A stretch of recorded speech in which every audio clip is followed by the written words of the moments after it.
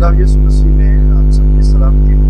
میں پادری پطرس یونس ہر روز آپ کے لیے خدا کا کلام لے کر آتا ہوں، جس کا عنوان ہے روز کی روٹی، جس میں ہم زبوروں کا تعارف، پس منظر، پیغام اور اطلاعات بیان کرتے ہیں۔ آج کی روٹی میں ہم زبور 17 کے متعلق سیکھیں گے۔ زبور 17 کی مرکزی آیت 15ویں ہو سکتی ہے، جہاں پر لکھا ہے، پر میں تو صداقت سے تیرا دیدار حاصل کروں گا، میں جب جاگوں گا تیری شباہت سے سیر ہوں گا۔ یہ آیت داؤد کی اس امید اور یقین کو بیان کرتی ہے جو وہ خدا کے ساتھ اپنی نزدیکی اور اسے دیکھنے کی آرزو میں محسوس کرتا ہے۔